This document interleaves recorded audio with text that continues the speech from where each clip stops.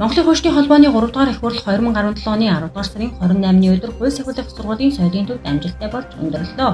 Хуралд их хурлын төлөөлөгчөөр сонгогдсон нийт 534 төлөөлөгчөөс 468 болсон. Хурлыг нээж Хуульчдын холбооны 2 дахь ерөнхийлөгч гүн бэлэг үг хэлсэн бөгөөд Монгол Улсын ерөнхийлөгч Баттулга, Улсын хурлын дарга инх болж, ерөнхий сайд Хүрсүх, Улсын ерөнхий прокурор инх хамтлан нар мэдчилгээ өрөөж хурлын үйл ажиллагаанд амжилт хүссэн. Мөн Улсын хурлын гишүүн Нямбатар ерөнхийлөгчийн тамган газрын дарга инх болж, Улсын хурлын тамган газрын дарга Халмон, ерөнхий сайдын зөвлөх мөнхчүн, хууль зүйн дэд сайд инх баяр, хууль сахиулах сургуулийн эрх зүйн нийгмийн ухааны сургуулийн захирал Баттулг нар хурлын нийлтийн үйл ажиллагаанд оролцсон. Хуульчдын холбооны 3 дахь хурлын хурлаан даргалагчаар Хууч Батарших, орлогч даргалагчаар Хууч Ганбаатар Оюума Даваадар нар сонгогдсон ажиллана. Хуульчдын холбооны 3 дахь хурлаар зөвлөлийн болон хяналтын зөвлөлийн үйл ажиллагааны тайлан хэлэлцэн бөгөөд зөвлөлийн үйл ажиллагааны тайлан зөвлөлийн гишүүн Дазан Норов, хяналтын зөвлөлийн тайлан тус зөвлөлийн дарга Гишгсүрэн татгалзуулсан. Монголын Хуульчдын холбооны дүрм хуульчин мэргэжлийн үйл ажиллагаанд баримтлах дүрмд нэмэлт өөрчлөлт оруулах төслийг төсөл боловсруулах үүрэг бүхий ажлын хэсгийн гишүүн Мөнх Бат танилцуулсан бөгөөд хуралдаанд оролцсон төлөөлөгчдийн дийлэг хонхны саналаар батлаа.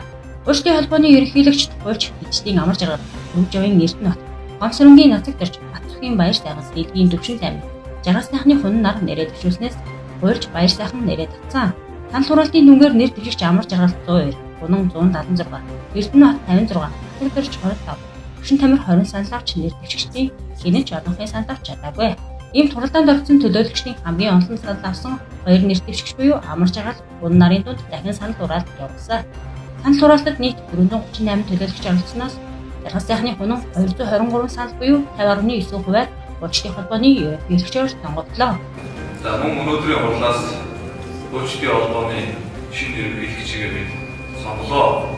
Тэгээд шинээр сонгогдсон ерөнхийлөгч Гунтанд ажилд нь амжилт, эрүүлийн хамгийн сайн бүхнийг төлөөлөгчний зүгээс хүргье.